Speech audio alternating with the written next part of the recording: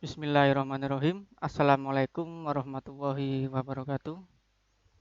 Alhamdulillah kita masih bisa berjumpa kembali meskipun saat ini kita melakukan pembelajaran online atau daring, tetapi saya harap kalian tetap semangat dan semoga situasi pandemi COVID-19 ini segera berakhir sehingga kita bisa cepat untuk tatap muka kembali. Untuk kelas 12 materi sejarah Indonesia yang bab pertama yaitu membahas tentang perjuangan menghadapi ancaman disintegrasi bangsa. Adapun tujuan dari pembelajaran ini adalah yang pertama agar kalian dapat menganalisis berbagai pergolakan daerah yang terjadi di Indonesia antara tahun 1948 sampai 1965. Kemudian yang kedua tujuannya adalah agar kalian dapat mengaitkan peristiwa pergolakan daerah yang terjadi di Indonesia antara tahun 1948 sampai 1965. Kemudian yang ketiga, tujuannya adalah agar kalian dapat mengambil hikmah dari berbagai ancaman disintegrasi bangsa yang terjadi di Indonesia khususnya tahun 48 sampai 1965. Kita bahas yang pertama yaitu berbagai pergolakan dalam negeri antara tahun 48 sampai 65. Di sini pergolakan itu atau konflik dibedakan menjadi tiga. Yang pertama yaitu konflik dan pergolakan yang berkaitan dengan ideologi.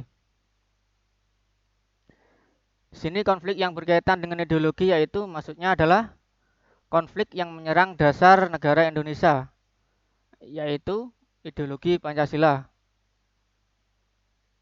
Kemudian yang termasuk di dalam kategori ini adalah seperti contohnya adalah pemberontakan PKI Madiun, kemudian pemberontakan DITI atau Darul Islam Tentara Islam Indonesia, kemudian peristiwa G30 SPKI.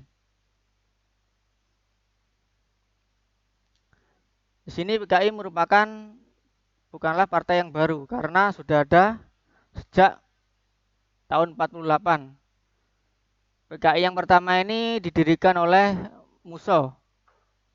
Waktu itu adalah tujuannya pada awalnya untuk menyerang ideologi bangsa Indonesia yaitu ideologi Pancasila.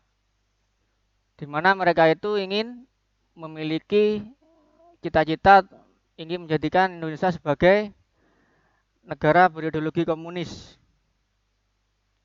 Sehingga oleh pemerintah Indonesia itu PKI ini ditentang karena tidak sesuai dengan ideologi Pancasila. Kemudian yang kedua, pemberontakan DITI. Ini awalnya adalah terjadi di daerah Jawa Barat yang dipimpin oleh Kartosuwiryo. Jadi waktu itu Kartosuwiryo ingin mendirikan negara Islam atau negara khilafah.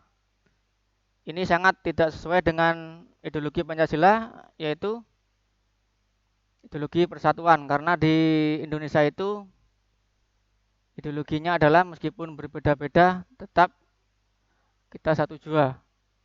Jadi tidak boleh mendirikan atau ingin merdeka sendiri. Kemudian yang ketiga yaitu pemberontakan G30 SPKI. Ini merupakan sisa-sisa dari PKI Madiun yang dipimpin oleh Musso.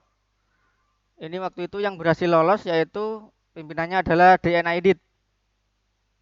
Jadi DN Aidit ini meneruskan perjuangan Musso yang ingin mendirikan negara komunis. Di sini waktu itu Aidit adalah yang menyerang ideologi Pancasila juga dan bersitegang dengan Tentara Nasional Angkatan Darat waktu itu. Sehingga waktu itu Aidit menculik para perwira tinggi Angkatan Darat, kemudian mereka membunuhnya dan dibuang ke sumur lubang buaya. Di sini ada beberapa nama dari petinggi Angkatan Darat waktu itu. Yang pertama adalah Ahmad Yani, kemudian Jenderal S. Parman, kemudian Jenderal Suprapto, kemudian Jenderal MT Haryono, Jenderal Panjaitan, kemudian Jenderal Sutoyo, dan Pierre S. Andreas Tandean. Jadi mereka itu dibunuh kemudian dibuang ke lubang buaya. Jadi pemberontakan yang dilakukan G30 SPK ini sangat keji sekali dan bertentangan dengan ideologi Pancasila.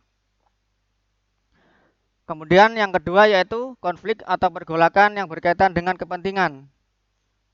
Jadi di sini yang diserang adalah karena mereka menginginkan suatu kepentingan dan berusaha untuk mengontrol suatu sistem kepentingan sendiri.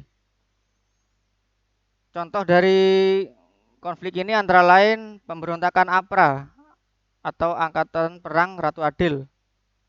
Kemudian pemberontakan RMS atau Republik Maluku Selatan dan pemberontakan Andi Agis. Tadi yang pertama pemberontakan APRA itu dipimpin oleh Raymond Westerling. Jadi mereka itu ingin menyerang pemerintahan Indonesia. Kemudian yang kedua peristiwa Andi Agis. Ini dipimpin oleh Kapten Andi Agis. Kemudian yang ketiga pemberontakan RMS atau Republik Maluku Selatan. Ini dipimpin oleh Dr. Sumukil. Jadi mereka itu ingin memisahkan dari Negara Kesatuan Republik Indonesia. Kemudian yang terakhir yaitu konflik dan pergolakan yang berkaitan dengan sistem pemerintahan. Jadi konflik ini disebabkan karena adanya ketidakpuasan beberapa daerah di wilayah Indonesia, sehingga mereka ingin memisahkan diri karena dirasa tidak adil dan semakin condong ke ideologi komunis.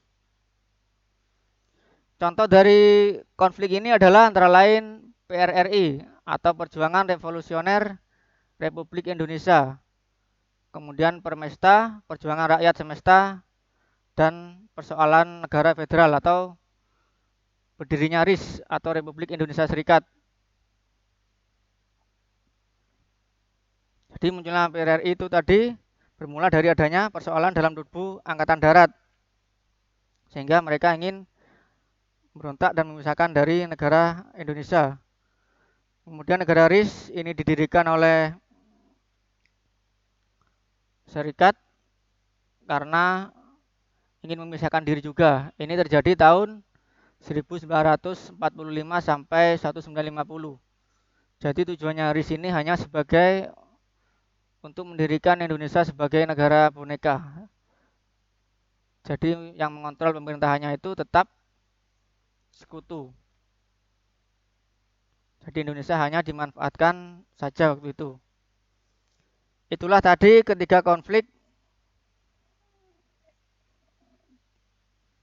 yang terjadi di Indonesia. Yang pertama tadi antara lain karena persoalan ideologi, kemudian karena persoalan kepentingan, dan yang ketiga karena sistem pemerintahan. Dari materi yang saya jelaskan, di sini saya akan memberikan tugas. Coba kalian analisis perbedaan konflik yang berkaitan dengan ideologi dengan konflik yang berkaitan dengan kepentingan. Jadi perbedaannya apa antara kedua konflik ini, antara ideologi dan kepentingan? Kalian tulis di buku tulis, nanti kalau sudah bisa kalian kirim WA Japri ke saya.